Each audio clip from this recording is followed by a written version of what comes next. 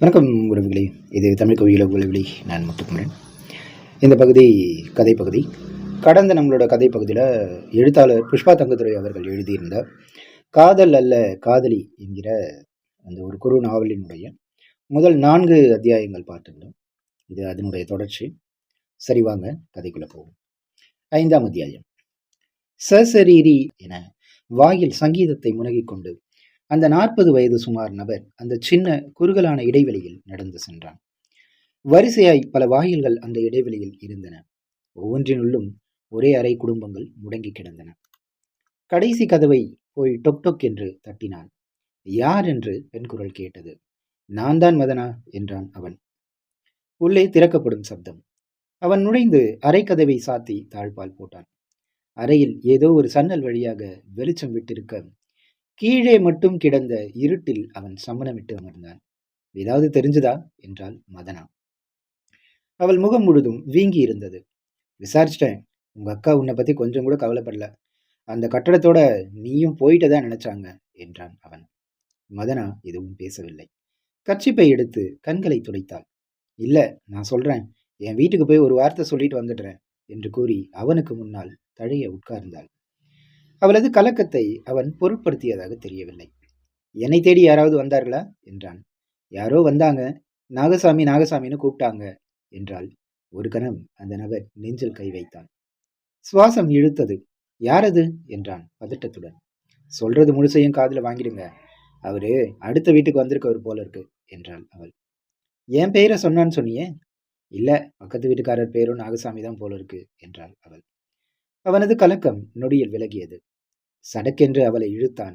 மடியில் நிறைத்து கொண்டு மெல்ல இடையில் கை வைத்தான். எத்தனை நாள் இந்த இடை கிடைக்குமா என்று ஏங்கி இருப்பான். டிவி நாடகம் நடிக்க, கோஷ்டி சங்கீதம் பாட என டீனேஜ்கள் போட்டி போட்டுக்கொண்டு அவனை மொய்த்தன. உனக்கு குரல் பிரமாதமா இருக்கு, உன்னை ஜெயஸ்தாஸ் கிட்ட சேர்த்து விடுறேன், உன்னை பாலசுப்ரமணியத்துக்கிட்ட அழைச்சிட்டு போறேன் என்று எத்தனை பேர்களிடம் சொல்லி அந்த பெண்களை சொக்க வைத்திருக்கிறான். உன் குரல் இனிமை சொட்டுது போ. டிவி ஸ்டேஷன் டைரக்டர் எனக்கு தெரியும்.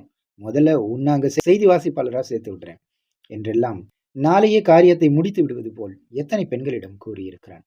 அத்தனை பேரும் அவன் பாட்டு கிளாஸில் படிக்கும் பெண்கள்.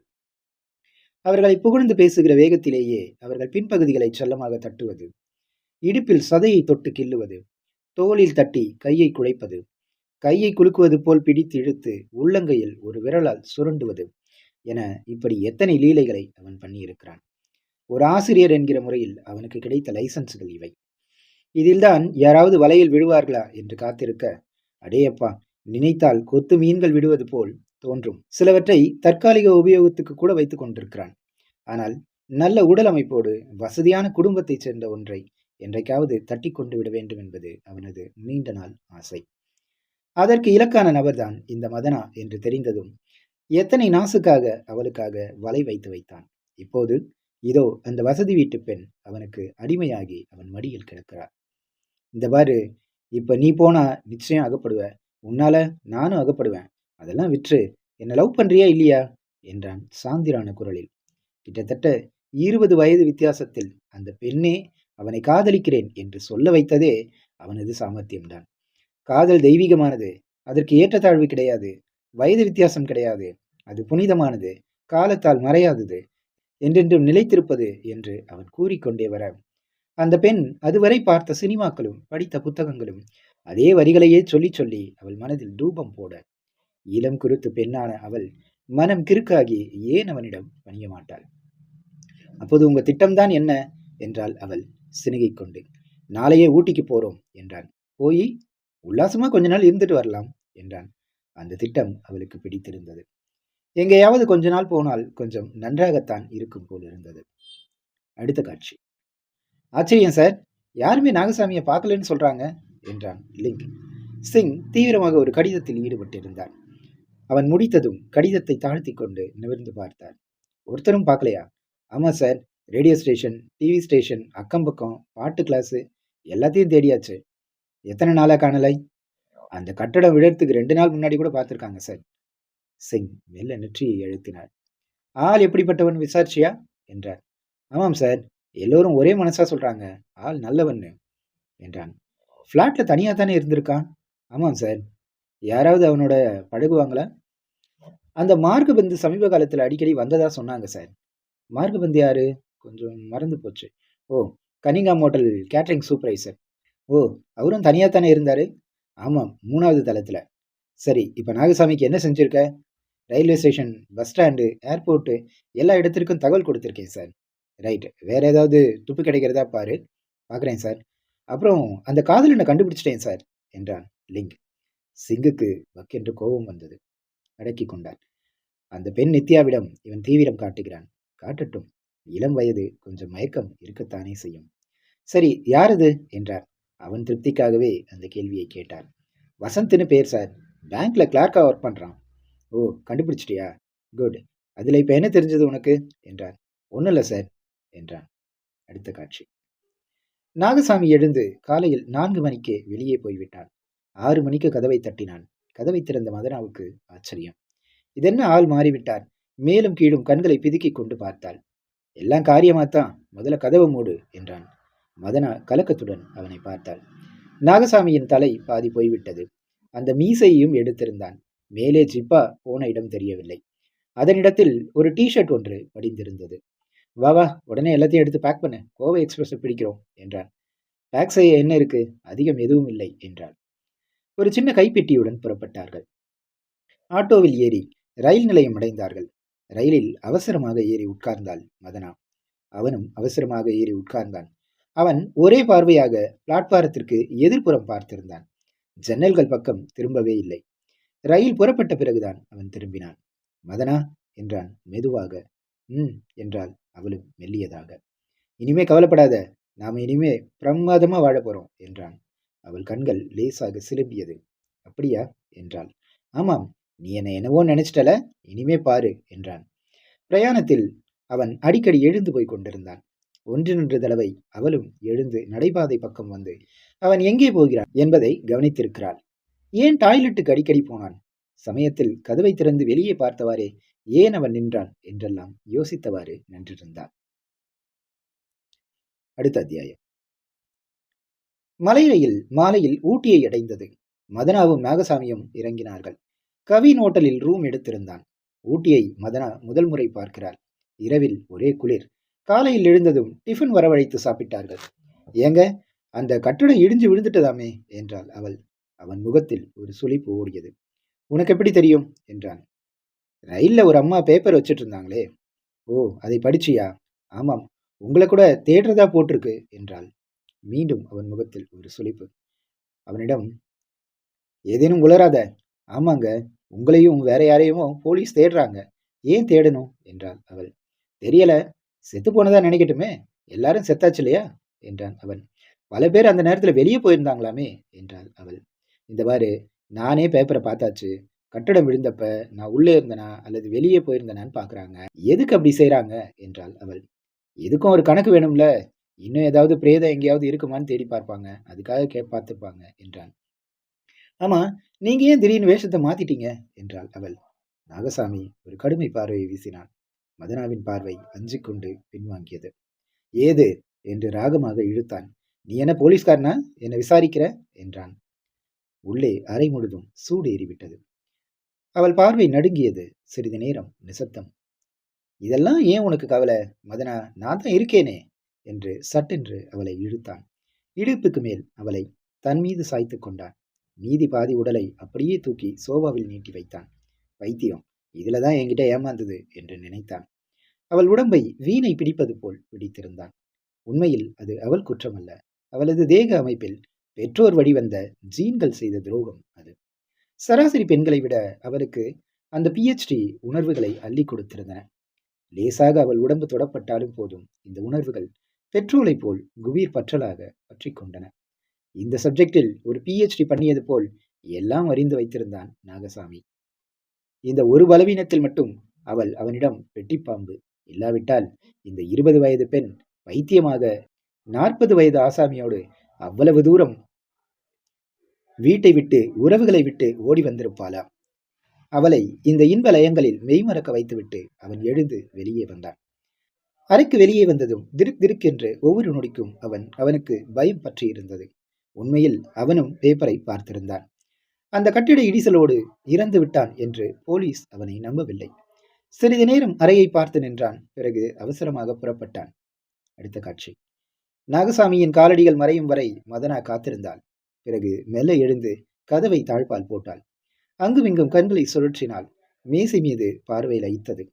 அருகே சென்று ஒரு டிராயரை திறந்த பொழுது ஓட்டலின் பெயர் தரித்த லெட்டர் பேடும் பால் பாயிண்டும் வெற்று கவர்களும் அதில் இருந்தன. கடவுளாகவே தனக்கு அவைகளை வைத்திருக்கிறார் என்று நினைத்தாள். நாற்காலி மீது அழுத்தமாக உட்கார்ந்தாள்.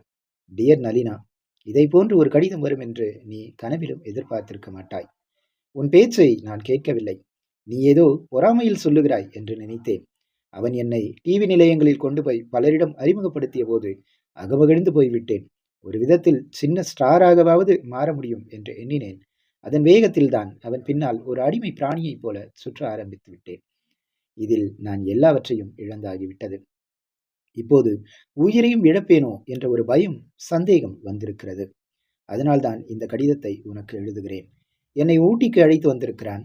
அவன் வசிக்கும் பிளாட் இடிந்து விழுந்தபோது நானும் அவனும் அங்கே இல்லை. அதில் எனக்கு ஒரு ஆச்சரியம். ஒருவேளை இவனுக்கு அந்த கட்டிடம் இடிந்து விடுகிறது தெரியுமோ என்று கூட நினைத்திருக்கிறேன். ஏனெனில் அவன் முன்னேற்பாடு போல் ஒரு கச்சா இடத்தில் என்னோடு போய் தங்கினான். இப்போது கட்டிடம் இடிந்து விழுந்து விட்டதால் இவன் ஒரே உற்சாகத்தில் இருக்கிறான். அதுதான் என்னை இவன் மீது இன்னும் சந்தேகம் கொள்ள வைத்தது. என்னை பிடித்திருந்த சனி போச்சு என்று அடிக்கடி சொல்லுகிறான். அந்த விபத்தில் அவனும் இறந்ததாக கருதப்படுவான் என்ற ஒரு சந்தோஷமான எதிர்பார்ப்பு அவனிடம் இருக்கிறது.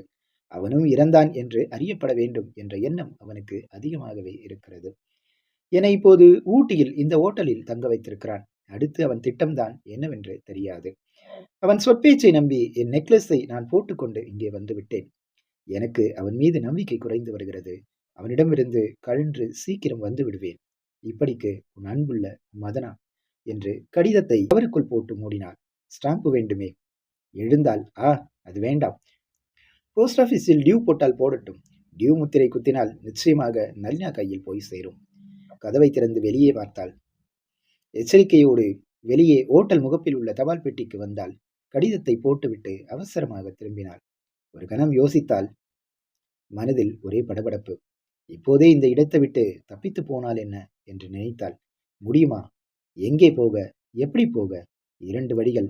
ஒன்று ரயில், இன்னொன்று பஸ் ஸ்டாண்ட். 2 இடத்திலும் அவளை தேடி வந்து விடுவானோ? திரும்பி பார்த்தாள்.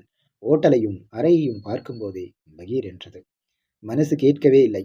மதனா, தப்பித்து விடு, தப்பித்து விடு என்று ஒரு குரல் மட்டும் கேட்டுக்கொண்டே இருந்தது. கால்கள் தாமாக வெளிவாசலை நோக்கி போக ஆரம்பித்தன. தடும் இடும் இதயத்துடன் வெளிவாசல் வந்துவிட்டாள். குளிர் விரைத்தது. வெளியே ஒரு குழிவான இடம். அதன் வழியே பாதை ஒன்று ஓடியது. கட்டிடங்கள் தள்ளி தள்ளி இருந்தன. நகரங்களில் உள்ளது போல நெருங்கியே இல்லை. நடந்தால் நடந்து கொண்டே இருந்தாள். அடுத்த காட்சி. நல்லா பாருங்க என்றார் இன்ஸ்பெக்டர் சிங். பல் டாக்டர் ராகவேந்திரா விளக்கில் அந்த பல்வரிசையை நீட்டினார். திரும்ப திரும்ப பார்த்தார். நோ மிஸ்டர் சிங், இது மதனா இல்ல என்றார். வேற யாரு? தெரியாது. தீர்மானமாவா? தீர்மானமாத்தான். அந்த பெண்ணுக்கு முன் இடது வரிசை பல் இல்ல, ஆனால் இது முன் வலது வரிசை பல் தான். சிங் திகைத்தார். டாக்டர், சொந்த அக்காக்காரி அடையாளம் காட்டுறா என்றார். காட்டினா என்ன? பல்ல எடுத்தவன் நான் தான். என்கிட்ட பல்வரிசையினுடைய படமே இருக்கே என்றார். சிங் முகத்தில் நிழல். ஜனா என்றார். ஜனார்தனம் ஓடி வந்தார். இதை அடைச்சுக்குங்க என்றார். சிங்கும் டாக்டர் ராகவேந்திரனும் மார்ச் வரியை விட்டு வெளியே வந்தார்கள். டாக்டர் விடைபெற்று தமது காரில் ஏறினார். சிங் யோசனையோடு வந்து ஜீப்பில் தாவினாள். அப்போ அந்த பெண் இல்லை என்றால் அவள் வேறு யார்? அது போகட்டும். இப்போது நாகசாமியை சுற்றி எழுப்பிய அத்தனை ஊகங்களும் தொப்பென்று விழுந்து விட்டனவே என்றெண்ணினார். மதனா எங்கே போனாள்? நாகசாமி எங்கே என்றெல்லாம் எண்ணிக்கொண்டே இருந்தார். அடுத்த காட்சி. சாப்பிடு என்றான் நாகசாமி. ஆகட்டுங்க என்றாள் அவள். அவள் குரலில் இப்போது சுரத்து இல்லை. வெளியில் போன அவளை குழிப்பாதை செல்லும் வழியில் ஏய் என்று அதட்டும் ஒரு குரல் அசரீரி போல் கேட்டது. அங்கும் இங்கும் திரும்பி பார்த்து கடைசியில் மேலே பார்த்தால் மேலே போகும் ராஸ்தாவில் நாகசாமி நின்று கொண்டிருந்தான். முதலில் கடுகடு என்று காட்டிய அவன் முகம் அடுத்த வினாடியில் புன்னகையாக மாறியது. அப்பா, எவ்வளவு நடிப்பு அவனிடம்! எங்கே புறப்பட்ட என்றான். சும்மா வாக்கிங். உள்ள இருக்க முடியலை என்றாள் அவள். வெளியே எங்கும் போகாத, திரும்பிடு என்றான் அவன். மரியாதையாக அவளும் திரும்பிவிட்டாள். அறைக்கு வந்ததிலிருந்து ஒரே தவிப்பு. மதனாவின் மனது 1000 மைலில் சென்றது. அந்த காப்பியில் ஏதாவது கலந்திருப்பாரோ? அவர் ஏன் காப்பி வாங்கி தர வேண்டும்?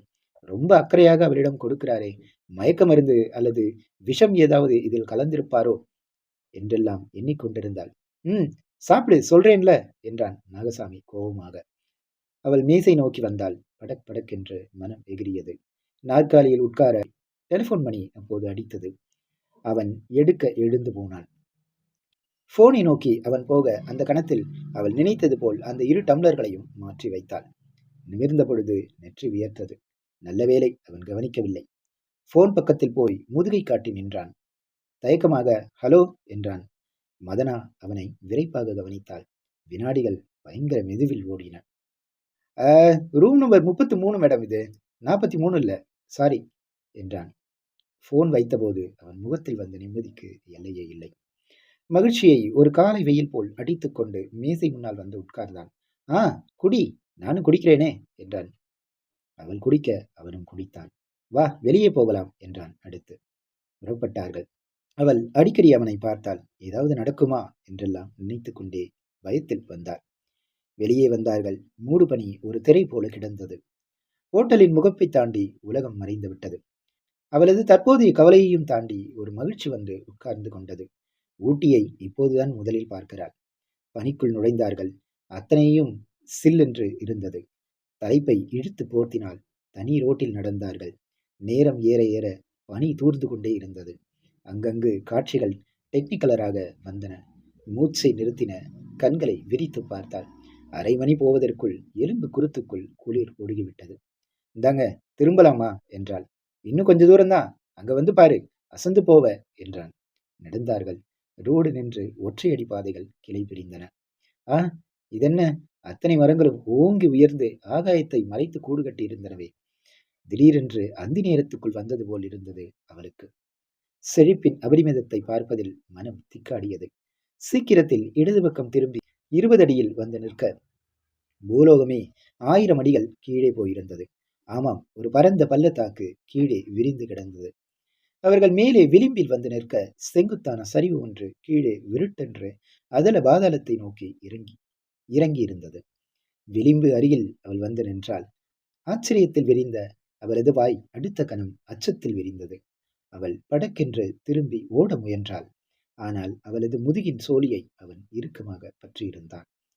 அவள் முதுகை பிடித்து திருப்பினான். மறுகணம் கீழே தள்ளினான். அவளது ஆ என்ற சத்தம் கீழே அவள் 100 அடி பறந்து போகும் வரை கேட்டது. கீழே போய்கொண்டிருந்தாள். ஒரு புள்ளியாக சிரித்து போய்கொண்டே இருந்தாள். அத்தியாயம் 7. லெதர் கார்ப்பரேஷன் கட்டிடம். அந்த சாலைக்கு நாயகன். 12 மாடி வளர்ந்திருந்தது. எப்போது பார்த்தாலும் அதன் மீது ஒரு துண்டு ஆகாய மேகம் பின்னணியாக இருக்கும். மிருதுவான மூச்சுக்கள் இடையே லிங் அதை பார்த்தான். டிங் டிங் என்று இதயம் கிட்டார் அடித்தது. கண்கள் பனியடித்து கனிவாக இறங்கின. எங்கெங்கோ தாமரைகள் பூக்கின்றன. மனம் வசன கவிதை பேசியது. சாதாரண தாமரைகள் அல்ல அவை, எழில்மிகும் சொர்க்க தாமரைகள். இப்போது ஒரு பழக்கமாகிவிட்டது. அது அவனை மீறிய பழக்கம். 5:30 ஆகிவிட்டால் அந்த மாடி கட்டிடத்து அருகே போய் நின்று விடுவான். நித்யா 1000-ல் ஒருத்தி. விழி மொழி எதிலும் அவள் வித்தியாசப்பட்டவள். யார் பார்த்தாலும் காயம் படாமல் இருக்க மாட்டார்கள். அவள் அழகுக்கு அவ்வளவு உக்கிரம். மெல்லிய உடம்பை தாங்கி ஒவ்வொரு பூ அடியாக வைத்து போகும்போது லிங்கின் மனசில் கிறுக்கலாக ஒரு வசன பாடல் வந்தது. மணியை பார்த்து கொண்டிருந்தான். அன்று மேகம் கவிழ்ந்து சீக்கிரம் இருட்டாகிவிட்டது. 5:45க்கு அவள் படிகளில் இறங்கினாள். பிளாட்பாரத்தில் நடக்க ஆரம்பித்தாள். அவள் அவனை நெருங்கும் பொழுது அலைகள் பெரிது பெரிதாக அவனை வந்து மோதின. ஓரமாக மறைந்திருந்தான். அவனை அவள் தாண்டி போகும்போது சுவாசம் தடுமாறியது. சற்று தூரம் முன்னால் போக விட்டுவிட்டு அவளை பின்தொடர ஆரம்பித்தான். அவளது பின்புற சாயல் கூட அவனை கவர்ந்தது. அதில் ஒரு மயக்கமான சுழற்சி இருந்தது. அவள் தலைக்கூந்தலின் மெல்லிய ஆட்டம், கைகளின் மென்மை அசைவுகள் எல்லாமே மனதில் அழுத்தி பதிந்தன. மனதை மெல்ல மெல்ல அரித்துக் கொண்டிருந்தன. அவளை பின்பற்றுவது அவனது உத்தியோக வேலையாக செய்கிறானா அல்லது மனசில் பதிந்துவிட்ட பழக்க தோஷத்தால் செய்கிறானா? அவனால் அதை அறிய முடியவில்லை. அவள் நேராக சாலையில் சென்று வலது சாலையில் திரும்பினாள். அங்கே சிறிது தூரம் சென்றதும் நேரு பார்க்கில் நுழைந்தாள். பார்க்கில் அவள் எங்கே போய் காத்திருப்பாள் என்பது அவனுக்கு தெரியும். அவளை கவனித்துக் கொள்ள அவன் உள்ளே போக வேண்டியதில்லை. வேலிக்கு வெளிப்புறம் வழியாக போய் குறிப்பிட்ட இடத்தில் நின்றால் போதும். செடி இடுக்குகள் வழியே அவளை நன்றாக கவனிக்கலாம். இன்றும் வெளியே போய் நின்றான். லிங்கின் தனி வாழ்க்கையில் இது போன்ற ஒரு பெண் மயக்கம் எப்போதும் ஏற்பட்டதே இல்லை. எத்தனை பெண்களை பார்த்திருக்கிறான். அவன் எதிர்பார்த்தது போல அவள் உள் பெஞ்சில் வந்து அமர்ந்து ஒரு நிமிடம் ஆகியிருக்காது. அதற்குள் வசந்த் எங்கிருந்தோ முளைத்து விட்டான். அவளை நோக்கி வருவது கண்டு லிங்குக்கு பெரிய வெப்ப மூச்சு வந்தது. 2 தட்டி தட்டி கீழே தள்ளுவோமா என்று கூட தோன்றியது. கிளிங் கிளிங் ஒரு சைக்கிள் அவனை நோக்கி வந்தது. லிங் சற்று ஒதுங்க. ரோடு நடுவில் நிக்காதீங்க மிஸ்டர் என்று ஒரு குரல் கொடுத்து சைக்கிள்காரன் அவனை கிட்டத்தட்ட உரசி விட்டு சென்றான். லிங் ரொம்ப ஓரம் வந்தான். வசந்த் இதற்குள் அந்த பெண்ணிடம் சீண்ட ஆரம்பித்திருந்தான். அது காதலா, ஆவேசமா? 2-3 நாட்களாக அதுதான் லிங்குக்கு சந்தேகம். முதலில் காதலாக தோன்றினாலும் பயமுறுத்தல் போலவும் தோன்றியது. இதை பார்த்தால் அவன் பேசிய பேச்சு கோப பேச்சு என்று நன்றாக தெரிந்தது அவனுக்கு. கையை வெகுவாக ஆட்டி ஆட்டி ஆத்திரமாக பேசிக் கொண்டிருந்தான் வசந்த். குரலில் சில தொனிகள் ஓங்கி தெரித்தது. வெளிப்புறம் வரை கூட எகிரின. லிங்கின் மனம் பதறியது. உண்மையில் அவை ஆத்திர வார்த்தைகள் தான். நித்யா தலைகுனிந்து விம்மிக் கொண்டிருந்தாள். லிங்கின் மனம் பதறியது. அடப்பாவி, அந்த பெண் எப்படிப்பட்டவள், அவளை போய் என்று மனதுக்குள் எரிந்தான். கிட்டத்தட்ட அரை மணி நேரம் அங்கேயே இருந்திருப்பான். வசந்தின் ஆத்திரம் சற்றும் குறையவில்லை. அடுத்த காட்சி. சார், ஒரு நிமிஷம் உங்ககிட்ட பேசிட்டு போயிடுறேன் என்றான் அந்த இளைஞன். சிங் அவனை பார்த்ததில்லை. கொஞ்சம் தயக்கம் காட்டியே அவனை உட்கார் என்று சைகை செய்தார். அதுவே அவனை அடங்க வைக்கும் என்று நினைத்தார். அவன் நினைத்தது சரியாகத்தான் இருந்தது. ஏனெனில் அவன் மீண்டும் பேச ஆரம்பித்த போது அவன் தொனி மாறிவிட்டிருந்தது. சார், உங்க ஆபீஸ்ல இருந்து வர யாரோ ஒரு அதிகாரி தினம் சாயங்காலம் என்ன கண்காணிக்கிறார் சார். இது நல்லா இல்ல என்றான் அவன். சிங் திடுக்கிட்டார். இதுபோல யாரும் அவரிடம் வந்து குற்றம் சொன்னது கிடையாது. நெற்றியை சுருக்கி கொண்டு, முதல்ல நீ யாரு என்றார். சாரி சார், முதலே சொல்லியிருக்கணும். என் பேர் வசந்த் சார். நானும் நித்யாவும் லவ்வர்ஸ். யாரு அது நித்யா? சினிமா ஆக்ட்ரஸா என்று வேண்டுமென்றே கேட்டார் சிங். இல்ல சார், அந்த இடிஞ்ச கட்டடத்துல இருந்த ஒரு பிளாட்ல இருந்த பெண் சார். ஓ, நீங்க என்ன செய்றீங்க என்றார். பேங்க்ல கிளார்க்கா இருக்கேன் சார். என்ன விஷயம்? நானும் நித்யாவும் லவ்வர்ஸ். சரி, நாங்க 2 பேரும் தினம் நேரு பார்க்ல சந்திக்கிறோம். சரி, அங்க ஒரு போலீஸ் அதிகாரி தினம் வந்து எங்களை கண்காணிக்கிறார் சார். பைத்தியமா என்ன அவன்? அது எப்படி சார் எங்களுக்கு தெரியும் என்றான் அவன். அல்லது நீங்க பைத்தியம் மாதிரி நடந்துகிட்டீங்களா என்றார் சிங். முதலில் மிதப்பில் பேசிய அவனுக்கு ஒரு சவுக்கடி விழுந்தது போல் இருந்தது. இல்லையே சார், அப்படி நடக்கலையே என்றான் அவன். சிலவங்க அப்படி நடக்கிறாங்க. பொது ஜனங்க வர பார்க்ல கட்டிக்கிறாங்க, கிஸ் பண்றாங்க. அதெல்லாம் சரியில்லை தானே என்றார் சிங். ஆமா சார், நியூசன்ஸ் ஆக்ட் கீழே அதை நாங்க தடுப்போம் என்றார் சிங். எங்க ஆபீசர் ஒருவேளை அதுக்காக அங்க வந்திருக்கலாம் என்றார் அவர். சார், எங்களை பல நாளா அவர் கண்காணிக்கிறாரு. நாங்க அந்த மாதிரி லவ் ஆக்ட்லாம் எதுவும் செய்யறதில்ல சார். சொல்ல போனா சண்டை போட்டுட்டு இருந்தோம் சார் என்றான் அவன். அதுவும் பொதுஜன பார்க்ல தவறுதானே என்றார். இளைஞன் முகம் வெளியேறியது. சாரி சார், நான் இங்க புகார் கொடுக்க வந்திருக்க கூடாதுதான், வரேன் சார் என்றான் அவன். எழுந்தான். மிஸ்டர், உட்காருங்க. உட்கார்ந்தான். நீங்க சண்டை போட்டுக்கிறதா சொன்னீங்க, எதுக்குன்னு சொல்ல முடியுமா என்றார் சிங். வசந்த் திகைத்தான். எங்க 2 பேருக்கும் அபிப்பிராய பேதம் சார் என்றான். எங்க போலீஸ் ஆபீசர் சொல்றார் நீங்க அவளை பிளாக்மெயில் பண்றீங்கன்னு, சரிதானா என்றார் சிங். நோ சார், சத்தியமா இல்ல. திக் லவர்ஸ் இடையே இதே போல சண்டை வர்றது சாதாரணம் தானே சார் என்றான் அவன். நீங்க அவளை உண்மையா காதலிக்கிறீங்களா என்றார் சிங். ஆமா சார், அவளை திருமணம் செஞ்சுக்க போறேன் என்றான். ரைட் வசந்த், நீங்க போலாம். இனிமே யாரும் உங்களை கண்காணிக்க மாட்டாங்க, நான் பார்த்துக்கிறேன் என்றார் சிங். வசந்த் வெளியேறினான். அடுத்த காட்சி. நீ செஞ்சது சுத்த அநாகரிகம் என்று சொல்லி சிங் ஃபைலை தூக்கி மேசை மீது விலாசலோடு தட்டினார். படார் என்று சத்தம். அது விளக்கை அடித்தது போல் இருந்தது. சிங் இதை போல் லிங்கிடம் உரைத்து பேசியதே இல்லை. லிங்கின் விரல்கள் திருதிருத்தின. உன்னை நான் கண்காணிக்கவே சொல்லலையே, நீ எப்படி போலாம் என்றார். லிங் மெல்ல மேலே நிமிர்ந்தான். தப்புதான் சார், இப்படி பொதுஜனம் வந்து நம்மளை குற்றம் சாட்டுற மாதிரி வச்சுக்கிட்டியே என்றார். Sorry sir. அப்படியாவது நாசுக்கா பார்க்க தெரியாதா என்றார். நான் நாசுக்கா தான் சார் பார்த்தேன், பின்ன எப்படி அவனுக்கு தெரிஞ்சது? அவன் சிநேகிதுங்க சார். அவனை பார்க்ல கொண்டு விட்டுட்டு போகும்போது என்னை கவனிச்சிருக்காங்க. அதுக்கு நீ இடம் கொடுக்கலாமா என்றார். கூடாது சார், தவறு பண்ணிட்டேன், சாரி என்றான். சிங் மேலே பேசவில்லை. மேசை மீது கிடந்த ரிப்போர்ட்டில் ஒரு பக்கம் புரட்டி பார்த்தார். அப்புறம், லிங், நீயாக ஏன் இந்த காரியம் செய்யற என்றார். சாரி சார், தவறுதான் என்றார். சிங் மௌனமானார்.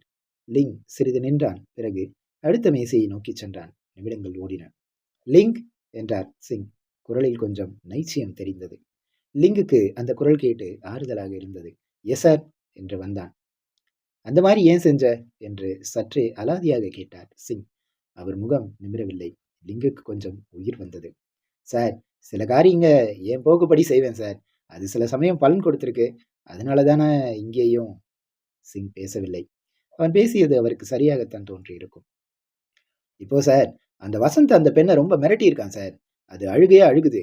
அந்த பெண்ணை அவன் பிளாக்மெயில் பண்றானோன்னு தோணுது சார் என்றான். சட்டென்று சிங் நிமிர்ந்தார்.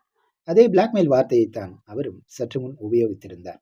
லிங், உனக்கு அப்படிதான் தோணுதா என்றார். ஆமா சார். சிங் தமது கையை மீசை மீது அகல விரித்தார். அப்போ அவங்கள கண்காணிக்கணும் தான். ஆனா இப்படி நாட்டுப்புறத்தா மாதிரி வேலியோரம் நின்று பார்க்காத. வேற நாகரிகம் வழியா ஏதாவது எடுத்துக்க என்றார். சரிதான் சார் என்றான் லிங். அடுத்த காட்சி. கனிங்ஹாம் ஹோட்டல் லவுன்ஸில் புகுந்து கவுண்டர் அருகில் இருக்கும் மேனேஜர் அறைக்குள் நுழைந்தார் சிங். மேனேஜர் குப்தா, வாங்க வாங்க என்றார். அவரை உட்கார்த்து விட்டு குப்தா இன்டர்காமில் பேசினார். உணவு டிபார்ட்மெண்ட் கோபாலன் நாயர் அடுத்த 2வது நிமிடம் அங்கே குதித்தார். நாயர் சார், போலீஸ் டிபார்ட்மெண்ட்லேருந்து வந்திருக்காரு. வணக்கம் சார். மார்கபந்து பற்றி அவருக்கு தெரியணுமா? அப்படிங்களா? நல்ல மனுஷன் சார். சமையலில் கெட்டி தான் உண்டு தான் பாடு உண்டுன்னு இருப்பார் என்றார். சிங் நிதானித்தார். இப்போ ஹோட்டலை விட்டு போயிட்டாரா என்றார். ஆமாம் சார். எங்கே போயிட்டார்? வேலை தேடி வடக்கே போயிட்டார் சார். நிச்சயமா தெரியுமா? அப்படித்தான் சொன்னார். எப்போ போனார்? 15 நாளைக்கு முன்னாடி போயிட்டார் சார். கணக்கெல்லாம் செட்டில் ஆகிடுதா? ஆயிடுத்து சார். அவர் சொந்த வாழ்க்கையில் எப்படிப்பட்டவர்? குறை சொல்கிறதுக்கு ஒன்றும் இல்லை சார். எதுலையாவது தனி இன்ட்ரெஸ்ட் உண்டா? பேப்பரை விழுந்து விழுந்து படிப்பார் சார். அரசியலில் ஆர்வம் இருக்குமா? படிக்கிறது சரி சார். படிக்கிறதோடு சரி சார். ஒரு பேச்சும் கிடையாது. அப்படி படிக்கிறவங்க சும்மா இருக்க மாட்டாங்களே. நீங்கள் சொல்கிறது சரிதான் சார். இந்த வேலைக்கு வர்றதுக்கு முன்னாடி காரசாரமாக அரசியல்லாம் பேசுவாராம். சரி, ஒரு தடவை நண்பர்களுக்குள்ள தகராறாகி போலீஸ் வரைக்கும் வந்து லாக்அப்பில் போட்டுட்டாங்களாம். ஓ! சிங்கின் ஆர்வம் டிகிரியாக ஏறியது. விசாரணையில் எத்தனை விஷயங்கள் ஊதிர்கின்றன. அப்புறம் போலீஸை எச்சரிக்கை பண்ணி அனுப்பிச்சிட்டாங்களாம். அதுலேருந்து யார்கிட்டையும் அரசியல்லாம் பேசுறது இல்லையா என்றார். அது உண்மைதானா என்றார். ஆமாம் சார். ஒருத்தர் வழிக்கும் போக மாட்டார். தான் உண்டு தான் காரியம் உண்டுன்னு இருப்பார். பணம் நிறைய சேர்த்து ஒரு இடத்துல அக்கடான்னு இருக்கணும்னு நினைப்பாரு. படிக்கிறதுல இருக்கிற ருசி அவருக்கு வேலையில் இருந்ததில்லை. உங்கள் ஹோட்டல் வேலையெல்லாம் ஒழுங்காக செய்வார் இல்லையா? செய்வார் சார். அதிலே குற்றம் சொல்ல முடியாது. கொஞ்சம் டைம் கிடைச்சாலும் ஏதாவது புத்தகம் படிக்க ஆரம்பிச்சிருவாரு. ஏதாவது புத்தகம் படிக்கணும், பணக்காரனாக இருந்தால் படிச்சுட்டே இருப்பேன்னு சொல்லுவார். பெண் விஷயம் ஏதாவது உண்டா? எனக்கு தெரிந்து எதுவும் இல்லை சார். சிங் ஆஃபீஸ் திரும்பியதும் லிங்கை அழைத்தார். மார்கபந்து பற்றி கம்ப்யூட்டர் ரெக்கார்டு ஏதாவது சொல்கிறதா என்று பார்த்து வரச் சொன்னார். 1 மணி நேரத்தில் அவன் திரும்பி வந்தான். ஒரு பிரிண்ட் அவுட் அவன் கையில் இருப்பதை பார்த்ததும் முகம் மலர்ந்தது. வாங்கி படிக்க ஆரம்பித்தார். எல்ஆர் மார்கபந்து, வயது 42, உயரம் 5 அடி 6 அங்குலம், படிப்பு 8வது வகுப்பு, செங்கதிர் இயக்கம் என்ற அணியில் சேர்ந்திருந்தார். மதுரையில் இருந்தபோது இந்த இயக்கத்தில் தீவிரமாக ஈடுபட்ட சில அராஜக செயல்களையும் செய்திருந்தார். பின்னர் திருச்சியில் இருந்தபோது ஊர்வலம், ஆர்ப்பாட்டம் போன்றவற்றில் ஈடுபட்டார். அப்போது 1 மாதம் சிறை தண்டனை அடைந்த பிறகு மன்னிப்பு கேட்டு வெளியே வந்தார். பின்னர் கோவைக்கு போனார். அங்கே அமைதியாக ஒரு ஓட்டலில் வேலை பார்த்ததாக செய்தி என்றிருந்தது. லிங்கை நிமிர்ந்து பார்த்தார். சார், ஒரு சந்தேகம். இந்த ஆளுக்கு போலீஸ் ரெக்கார்டு இருக்குன்னு எப்படி கண்டுபிடிச்சிங்க என்றார். எப்போ ஆர்ப்பாட்டம் கலாட்டாவில் ஈடுபட்டாச்சோ அப்போவே நிச்சயம் ரெக்கார்டு இருக்கணும்னு தோணுச்சு. இப்போ என்ன சொல்ற என்றார். சந்தேகம் வந்துச்சு சார் என்றார். கட்டடம் இடிக்கிறதுக்கு 3 நாள் முன்னாடி வேலையை விட்டு போயிருக்கான். போன இடத்தை வேற குறிப்பிட்டு சொல்லல. என்னை பொறுத்தவரை ஒரே ஒரு இடம் தான் போயிருக்க முடியும் என்றார் சிங். எங்கே என்றான் லிங். பெங்களூர். Right sir. அங்கே ஹோட்டலில் இருப்பான், பிடிச்சிடலாம் என்றார் லிங். ஒரு விஷயம் லிங். Yes sir. இந்த கட்டடம் இடிஞ்சு விடுறதுல அவனுக்கு என்ன லாபம் என்று கேட்டார். லிங் யோசித்தான். ஏதாவது இருக்கணும் சார். நாகசாமிக்காவது நெக்லஸ் லாபம் கிடைச்சது. இவனுக்கு லாபம் என்னன்னு தெரியலையே. அடுத்து கட்டிடம் இடிஞ்சு விடத்துக்கு 3 நாள் முன்னாடியே வேலையிட்டு போயிருக்கான். அதையும் கவனி என்றார். சார், எதுக்கும் விசாரிச்சா போகுது.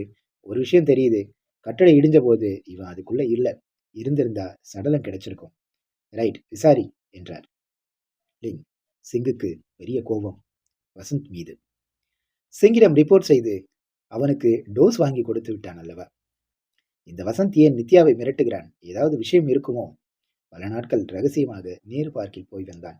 ஆச்சரியம், வசந்த் நித்யா ஜோடி அங்கே வருவதே நின்றுவிட்டது. வேறு பார்க்கை தேர்ந்தெடுத்திருக்க வேண்டும். அதை எப்படி கண்டுபிடிப்பது? சாயங்காலம் 5:30க்கு லெதர் கார்ப்பரேஷன் வாசலை மறைவாக இருந்து கண்காணித்தான். ஒரு வாரம் மட்டும் செய்திருப்பான். ஆனால் நித்யா வெளியே வரவே இல்லை. என்ன ஆனால் அவள்? ஒரு திங்கட்கிழமை பகலில் லிங் அந்த ஆபீஸில் நுழைந்தான். 2வது தளத்தில் பெரிய காரியாலயமாக இருந்தது அது. ரிசப்ஷனிஸ்ட் பெண் இதமாக பேசினாள். தன்னை நித்யாவுக்கு உறவினனாக கூறிக்கொண்டான். நித்யாவை பார்க்க வேண்டும் என்றான். ரிசப்ஷனிஸ்ட் போனை எடுத்து சிறிது நேரம் பேசினார். பிறகு, சாரி சார், அவங்க ஒரு வாரமா ஆபீஸ் வரல என்றாள். உடம்பு சரியில்லையா என்றான். தெரியாது சார், நோ ரிப்போர்ட் என்றாள் அவள். தேங்க்ஸ் என்றான் லிங். லிங் யோசனையோடு வெளியே வந்தான். டைரியை எடுத்தான். பக்கங்களை புரட்ட நித்யாவின் அத்தை விலாசம் கிடைத்தது. நேராக அதை நோக்கி புறப்பட்டான்.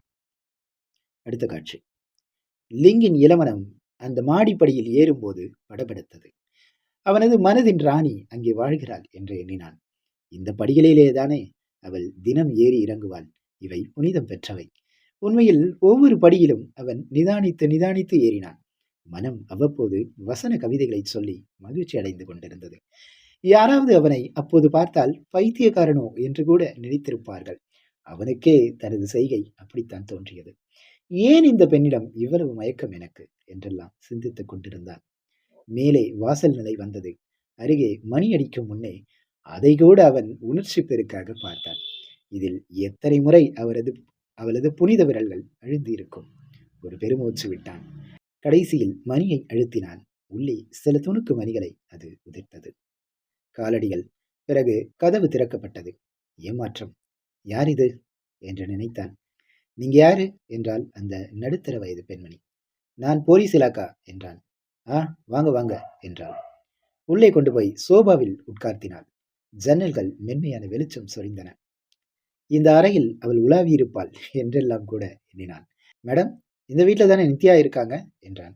ஆமாம், இப்போது நித்யாவை பார்த்து விசாரிக்கணுமே என்றான்.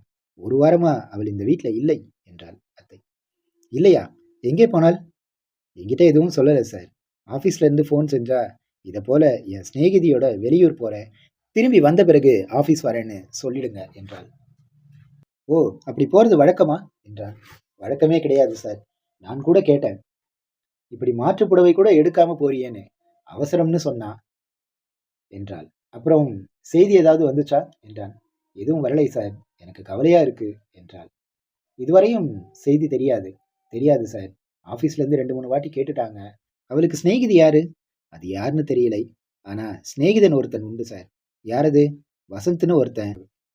மகாலட்சுமி பேங்க்ல வேலையா இருக்கான். அட்ரஸ் தெரியுமா? தெரியாது சார். அவள் எங்கேயாவது? சார், அவள் நல்ல பெண். அதை போல எதுவும் செய்ய மாட்டாள். எங்கள் குடும்பங்களிலேயே அவளுக்கு நல்ல பெயர். ஆனா இப்போ என்ன சொல்றீங்க? இந்த நடவடிக்கை தான் சார் புரியலை. உங்ககிட்ட அதை பத்தி ஏதாவது சொல்லியிருக்காங்களா? ஒரு வார்த்தை கூட கிடையாது சார். இங்க இருந்தபோது அவள் மனநிலை எப்படி இருந்துச்சு? அம்மாவை நினைச்சு தினம் தினம் கண்ணீர் விடுவா, சோகமா இருப்பா. இங்கே வந்து தங்கினாலே தவிர அவளுக்கு இங்கே இருப்பு கொள்ளவே இல்லை. தவிச்சிட்டு இருந்தாங்க சார் என்றாள். ஏன்னு கேட்டீங்களா? கேட்கவே வேண்டாம் சார்.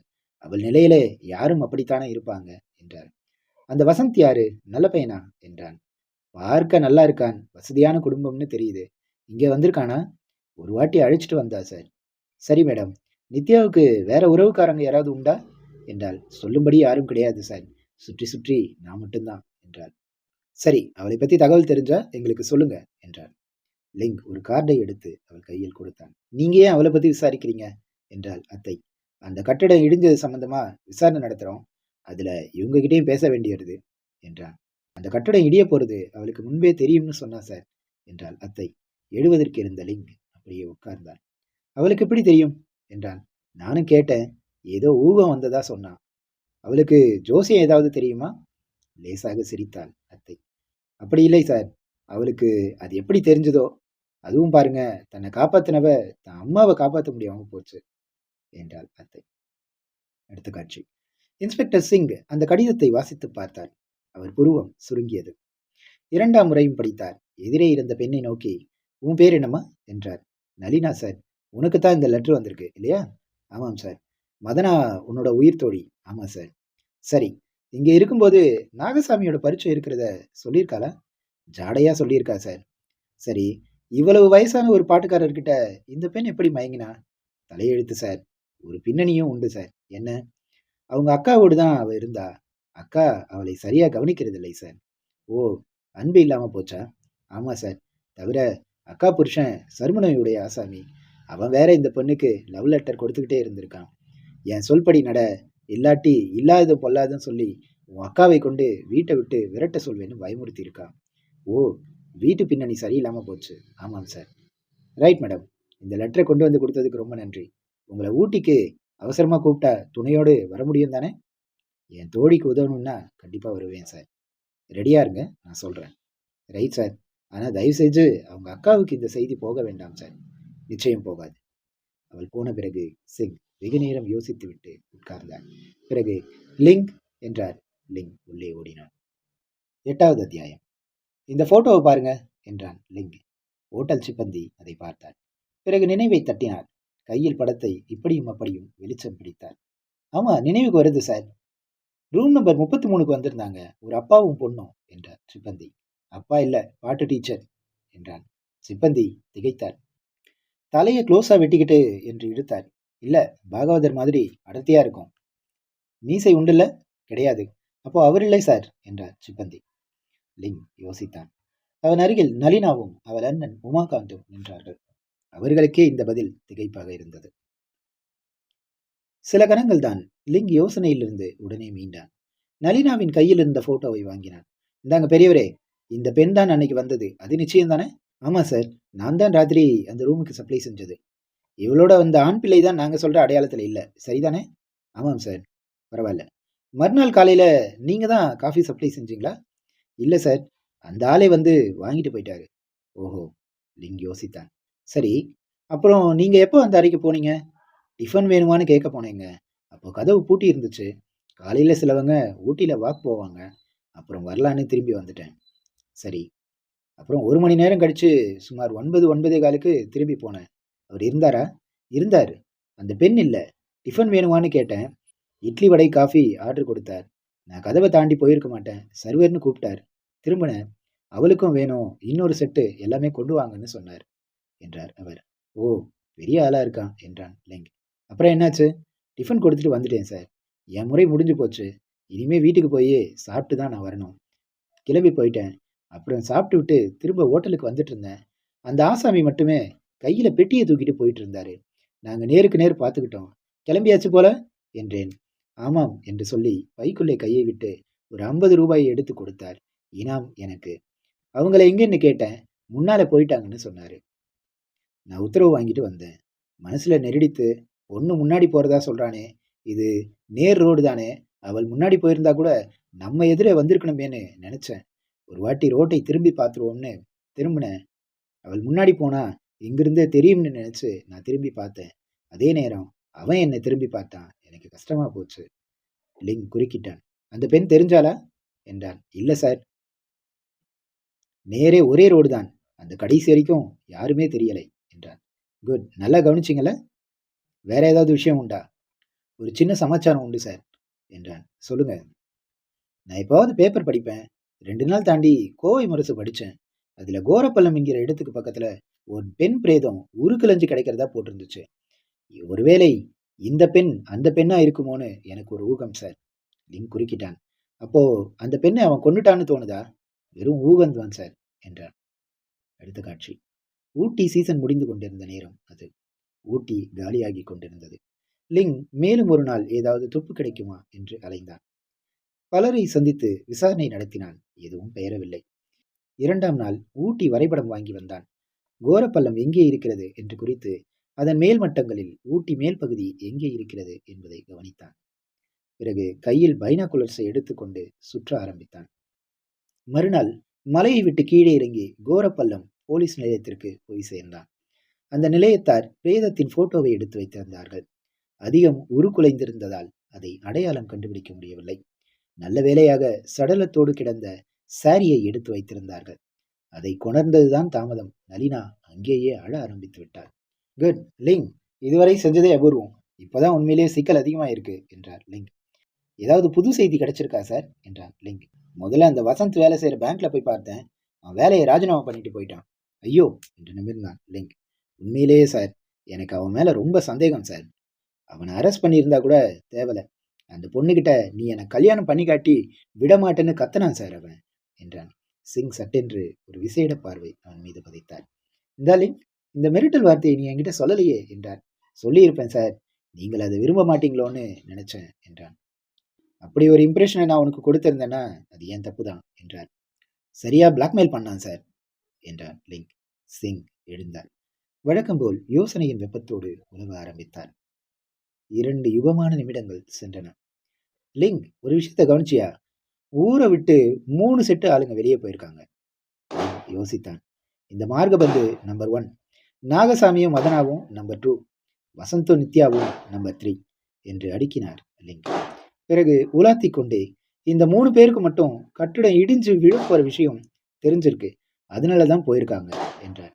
எஸ் சார், நம்ம விசாரணை சூடு பிடிச்சதும் அத்தனை பேரும் மறைஞ்சிட்டாங்க என்றார் லிங். சிங் பேசவில்லை.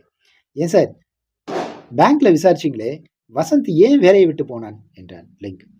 அவன் நல்ல வசதியானவனா, சமீபத்துல அவன் அத்தை யாரோ இறந்துட்டதால ஏராளமான சொத்து அவனுக்கு வந்திருக்கான், இனிமே ஏன் வேலைன்னு சொல்லி போயிட்டானா.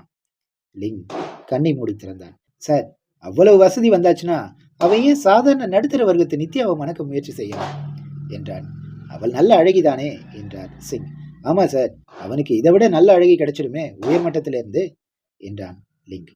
சிங் உலவினார்.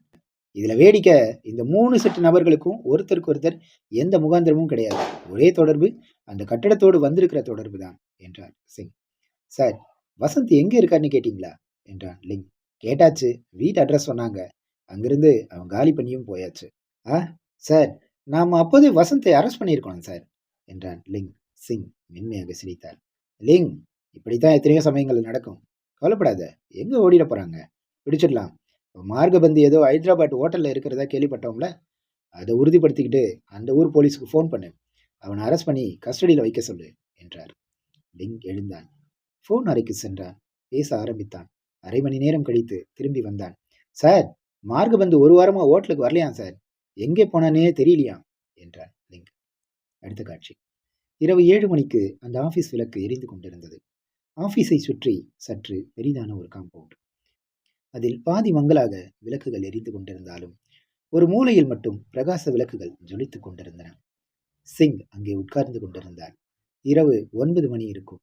நகரின் சத்தங்கள் மெல்லியதாகி கொண்டிருந்தன. பூசினால் போல் ஒரு குளிர் எங்கும் நிறைந்திருந்தது. சிங் ஒரு ஸ்டூலில் உட்கார்ந்திருந்தார். அவர் எதிரே அந்த மூலையில் ஏராளமான சப்புச்சவறுகள் குவிக்கப்பட்டிருந்தன. இடிந்த கட்டிடத்தில் உறவினர்கள் எடுத்துக்கொண்டது போக மீதி உடைந்த, பிளந்த, உபயோகமற்ற சாமான்கள் அத்தனையும் அங்கே கிடந்தன. அவற்றை ஏற்கனவே சிங் ஒரு முறை மேற்பூச்சாக பார்த்து விட்டார். அப்படி செய்து சில வாரங்கள் ஓடிவிட்டன. இப்போது மீண்டும் ஒரு தீவிரத்துடன் பார்க்க அங்கே உட்கார்ந்திருந்தார். 2 போலீஸ் சிப்பந்திகளும் 2 கூலி ஆட்களும் வேலை செய்து கொண்டிருந்தார்கள். முதலில் வீட்டு சாமான்களாக தெரிந்தவை அனைத்தையும் அப்புறப்படுத்தி சொல்லியிருந்தார் அவர். அப்படி எல்லாவற்றையும் தனியாக வைக்க சொல்லியிருந்தார். தெரியாத பொருள் ஏதாவது இருந்தால் அதை தம்மிடம் கேட்க சொல்லியிருந்தார். அந்த வேலைகள் நடந்து கொண்டிருந்த போதே சிங் பெரிய லிஸ்டுகளை கையில் வைத்துக் கொண்டு அவற்றை கண்ணால் ஆய்ந்து கொண்டிருந்தார். மனத்தில் பெரிய கவலை வீசியது. கேஸ் நல்ல சிக்கலாக இருந்தது. அதற்கு உதவக்கூடிய நபர்கள் எல்லோருமே அந்த விபத்தில் இறந்து விட்டார்கள். லிஸ்டில் தான் அவர் கவனம் அடிக்கடி திரும்பியது. மனசு பெரும்பாலும் அதில் ஈடுபடும் போது அவர் அதை விட்டு விடுவது வழக்கம். மனசு ஏன் லிஸ்ட் மீது அலைபாய்கிறது? ஒவ்வொரு கடிதத்தையும், அதன் ஆண் பெண் பெயர்களையும், அவரவர் வயது, என்னென்ன செய்து கொண்டிருந்தார்கள் ஆகிய எல்லா விவரங்களையுமே பார்த்து கொண்டிருந்தார். மனம் சுழிந்து எங்கெல்லாமோ வடிந்து கொண்டிருந்தது. கடைசியில் 2வது தளத்தில் அந்த 2வது பிளாட்டில் லயித்தது. அங்கே 2 ஆண் நண்பர்கள் மட்டுமே வசித்து வந்தார்கள். 40 வயது, 45 வயது, தொழில் ஆர்டிஸ்டுகள் என்று போட்டிருந்தது. அக்கம் பக்கம் விசாரித்ததில் அவர்கள்தான் ரொம்ப வசதியாக வாழ்ந்தவர்கள் என்று தெரிந்தது. எரிந்து கிடந்த பர்னிச்சர், பீரோ இவைகளில் நிறைய எண்ணிக்கைகள் அவர்களது பிளாட்டின் பொருட்கள் தான் என்று பலர் அடையாளம் காட்டியிருந்தார்கள். ஃப்ரிட்ஜ் இருந்தது, சோனி டிவி, 29 அங்குல ஸ்கிரீன் இருந்தது, வாட்டர் ஹீட்டர், வயர்லெஸ் டெலிபோன் என்று பல நவீன நாகரிகங்கள் அந்த பிளாட்டில் இருந்தன. தவிர முழு பிளாட்டுமே ஏசி செய்யப்பட்டிருந்தது என்றார்கள். சாமான் இடிபாடுகளில் நிறைய அவர்களுடையதாக இருந்தது. அவர்களில் ஒருவர் பெயர் கணபதி, மற்றவர் பெயர் பகவதி. 2 பதிகளுமே அந்யோன்யமாக இருந்தார்கள் என்று கூறினார்கள். குடும்பம் ஏன் இல்லை என்று விசாரித்ததில் அதற்கு பதில் யாரும் கொடுக்கவில்லை. சரி, அப்போ பெண் விஷயம் அல்லது குடி உண்டா? அந்த இரண்டில் எது இருந்தாலும், இரண்டுமே இருந்தாலுமே அதை அவர்கள் வெளியில் தான் வைத்துக் கொண்டிருப்பார்கள். இங்கே பிளாட்டில் எதுவும் செய்ய மாட்டார்கள். வேலை செய்வது, சாப்பிடுவது, உறங்குவதோடு சரி. சாப்பாட்டுக்கு வெளியே போய் ஓட்டலில் சாப்பிடுவார்கள். அல்லது யாராவது பையன் எடுப்பு சாப்பாடு எடுத்து வருவான். மற்றவர்களிடம் பழகுவார்களா? பழக்கமெல்லாம் வெறும் ஹாலோடு சரி. மற்றவர்களுடன் பேசுவதற்கு அவர்களுக்கு நேரம் கிடையாது. அவர்கள் உண்டு, அவர்கள் வேலை உண்டு என்றிருப்பார்கள் என்றெல்லாம் பதில் வந்தது. சார், இதை பாருங்க. ஏதோ கனமான கட்டை போல இருந்தது. சிங் வாங்கி பார்த்தார்.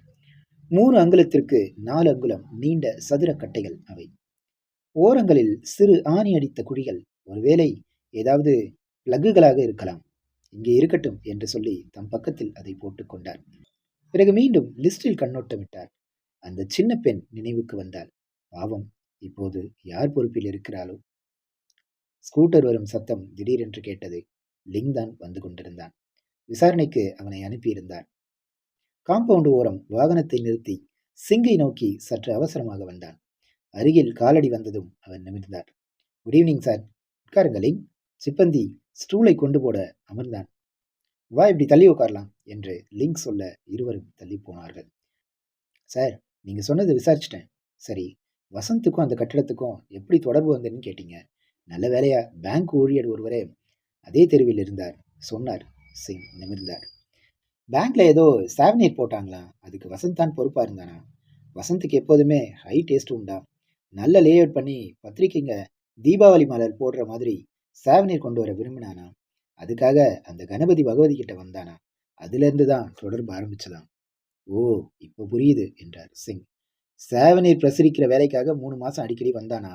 அப்போதான் அந்த நித்யாவோட பழக்கமும் ஏற்பட்டுதான் என்றான் லிங். ஓ, ரைட். மார்கபந்துவும் நாகசாமியும் நண்பர்கள். ஒருத்தர் ஃப்ளாட்டுக்கு ஒருத்தர் போவாங்களாம். சரி, பொதுவாக அந்த வீட்டில் இருக்க எல்லா ஆண் பிள்ளைகளுமே நித்யா கிட்ட 1 வார்த்தை 2 வார்த்தை தான் பேசிட்டு போவாங்களாம். எல்லோருக்கும் அவள் மீது பிரியம் உண்டா? காரணம் அவள் அழகிதானே. ரைட். அவளும் யார் பேசினாலும் சுபாவமாக பேசுவாளாம். ஆனால் தன் பழக்க வழக்கத்தில் ரொம்ப கரெக்டாக இருப்பாளாம். ஒரு குறையும் இருக்காதான். நல்ல கேரக்டர் இல்லையா என்றார். ஆமாம் சார், ரொம்ப நல்லவளாம். யாரும் அவகிட்ட வரம்பு மீறிட முடியாதான். சிங் விரல்களால் கண்ணை விழித்தார். சார், அந்த வசந்த் அவளை பிளாக்மெயில் பண்ணியிருக்கணும் சார். எதை வச்சு பண்ணியிருக்க முடியும்? அவ எதுக்காக பயப்படணும் என்றார் சிங். லிங் கண்ணை விளக்கினார். அங்கேதான் சார் எனக்கும் இடிக்குது. ஏன் லிங், அவளுக்கும் இந்த குண்டு வெடிப்புக்கும் ஏதாவது தொடர்பு இருக்க முடியுமா என்றார் சிங். லிங் கண்ணை தாழ்த்தினான். இருக்க முடியாது சார் என்றான். அவளையே விடு, வேறு யாருக்காவது தொடர்பு எடுக்க முடியுமா? யாருக்கு அந்த அரக்கமனம் இருக்கும்? அத்தனை குடும்பத்தையும் கொல்ற மாதிரி வெடி வச்சு, இதெல்லாம் பயங்கரவாதிகள் பண்ற வேலையில. அப்போ அதுக்கு தொடர்புடைய ஆசாமி மார்கபந்து தான் என்றார் சிங். சிப்பந்தி ஒருவர் வந்து இன்னொரு பொருளை கொடுத்தார். சின்னதாக இருந்தது, உலோகம் போல இருந்தது. ஆனால் ஒரு காகிதத்தை போல கிழிந்திருந்தது. சின்ன துண்டுதான் அது. அலுமினியமா ஈயமா? இங்கே கிடைக்கட்டும் என்று பக்கத்தில் போட்டார் சிங். இப்போதுதான் அவருக்கு சட்டென்று நினைவு வந்தது. அந்த நீண்ட சதுரக்கட்டை, இந்த உலோக தகடு, இதெல்லாம் அச்சடிக்கிற பிளாக் சம்பந்தமா இருக்க வேண்டும். 2 பதிகளும் லே அவுட் ஆர்டிஸ்டுகள் ஆயிற்று. சில சின்ன பிரஸ்ல இன்றும் இந்த பிளாக் உபயோகப்படுது. அப்போ மார்கபந்து என்று உச்சரித்தார் சிங். அந்த ஆள் ஏன் இப்ப தலைமறைவா போகணும்? அவன் மட்டும் இல்லை சார், இந்த நாகசாமி, வசந்த் எல்லோருமே ஏன் தலைமறைவா போகணும்? அது நல்ல பாயிண்ட் லிங் என்றார். சிங் முகவாயை வருடினார். சிப்பந்திகள் இன்னும் பல பொருட்களை கொண்டு வந்தார்கள். அவைகளையும் தம் அருகே வாங்கி வைத்துக் கொண்டார். அந்த பிரிக்கும் வேலை 1 மணி நேரம் எடுத்தது. கடைசியில் அவர்கள் ஒரு நசுங்கிய குப்பை கூடையை கொண்டு வந்தார்கள். உள்ளே பல காகிதங்கள் கசக்கப்பட்டு கிடந்தன. ஒன்றை எடுத்தார் சிங். திறந்து பார்த்தபோது அது கணபதி பசுபதியின் லெட்டர் ஹெட்டாக இருந்தது. இது இங்க இருக்கட்டும் என்று வைத்துக் கொண்டார் சிங். அதற்கு மேல் சிங் யோசனையிலேயே இருந்தார். சிப்பந்திகள் அவ்வப்போது பொருட்களை கொண்டு காட்டிய வண்ணம் இருந்தார்கள். இரவு 11 மணிக்கு வேலைகளை நிறுத்தினார்கள். சிங் பொறுக்கி வைத்த சாமான்களை சிப்பந்திகள் ஆபீஸில் கொண்டு வைத்துவிட்டு விடைபெற்று போனார்கள். சிங்கும் லிங்கும் மெல்ல போனார்கள். லிங், இப்போ ஒன்று செய்யலாம். இந்த வசந்த் நித்யா மேல கவனம் செலுத்துவோம். அவங்க எங்க போனாங்கன்னு கண்டுபிடிச்சா நம்ம கேஸுக்கு வழி பிறக்குதான்னு பார்ப்போம் என்றார் சிங். இதோடு 8 அத்தியாயங்கள் முடிந்தது. இந்த பகுதி பற்றின உங்களுடைய கருத்துக்களை மறக்காம தெரியப்படுத்துங்க. இந்த கதையில காதல் அல்ல காதலி அப்படிங்கிற இந்த கதையில இன்னும் 2 அத்தியாயங்கள் இருக்கு. அதை தொடர்ந்து அடுத்த பகுதிகளில் பார்ப்போம். தொடர்ந்து இணைந்திருங்கள். நம்மளுடைய தமிழ் கவி உலக வலைவலிக்கு மறக்காமல் வாடிக்கை சப்ஸ்கிரைப் பண்ணுங்கள். இது மாதிரி வேறு ஏதாவது கதைகள் இருக்குது, உங்களுக்கு பிடிச்ச கதைகள் ஏதாவது இருக்குது அப்படின்னா குறிப்பிடுங்க. முடிஞ்சால் அந்த கதைகளை பதிவுகளாக பார்ப்போம். சரி உறவுகளை, மீண்டும் சந்திப்போம் மற்றொரு இனிய சரியான ஒரு பகுதியில். நன்றி. தொடர்ந்து இணைந்திருப்போம். வணக்கம்.